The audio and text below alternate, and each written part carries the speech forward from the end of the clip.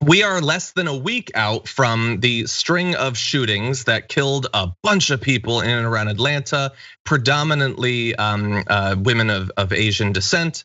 And we have Amanda Nguyen on the show. And Amanda, when you were on the show just a couple of weeks ago, it was to talk about this string of harassment and violence against this community. And then, what do you know? It reaches what I can only hope is the peak, the worst instance.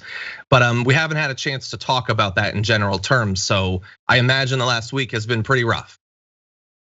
Yeah, it feels like a betrayal.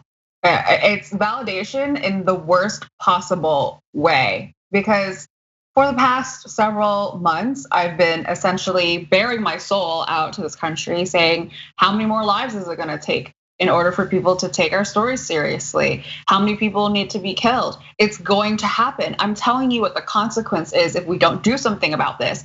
And then it happened, right? And so, I heard about the shooting while I was on a live interview, and it was so heartbreaking. The reporter was like, sorry, we have breaking news.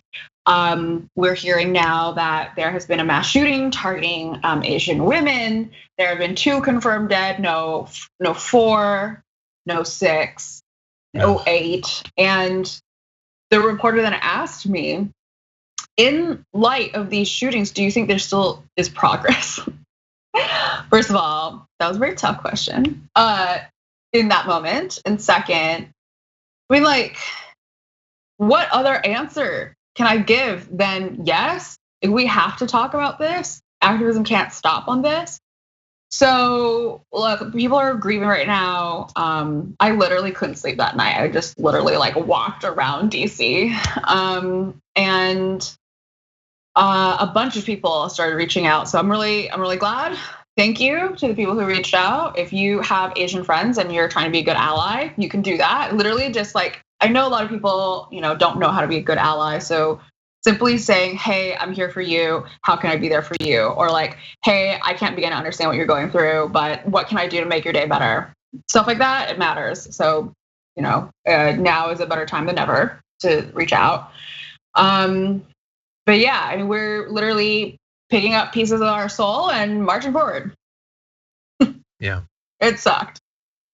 Yeah, and I guess a version of insult to injury is the headlines of that shooting are on the front page of sites that then are oh, and here's 5 more attacks that have happened. Here's, a 79-year-old woman being attacked on the street the morning after.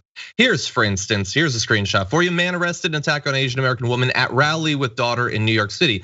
Just to be clear, the rally she was at was against this sort of violence. So people are going to these rallies to stand against the violence and are being attacked in the exact same way. Yeah. That's Katie Hu, a 37-year-old Asian American woman. She was with her 7-year-old daughter. But neither the irony of the situation or the presence of a 7-year-old was able to stop this individual from attacking her. And by the way, in a separate attack that took place just a few hours later, a 54-year-old woman was walking home when someone approached from behind using a metal pipe to hit her in the face. Witnesses said they heard the suspect say, "I'm here to F up Asians." So I can't wait to hear Tucker Carlson talk about how let's not jump to conclusions about the motives. It's gonna take more than a person telling you exactly what they're trying to do before we can be sure. And so it's this terrible shooting. And that is the absolute high point of violence in a landscape that it has not relented. Yeah, for us, I talked about this last time, but it's literally people being lit on fire, burned alive, having acid thrown on them. A 2-year-old and a 6-year-old stabbed in a supermarket in Texas. It's literally walking down the street, people getting murdered. Vitcha, that's what happened to him. So there is this palpable fear that already existed before the mass shooting, and now there's this eruption because it's just so horrific.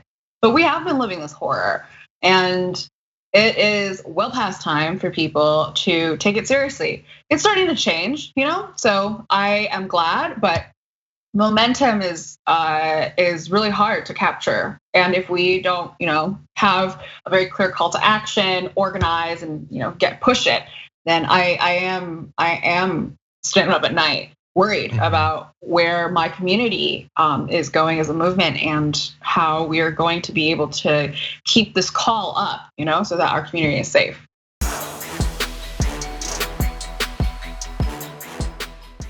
Check out the Damage Report podcast each day, wherever you get your podcasts, whether Pocket Casts or Stitcher or iTunes.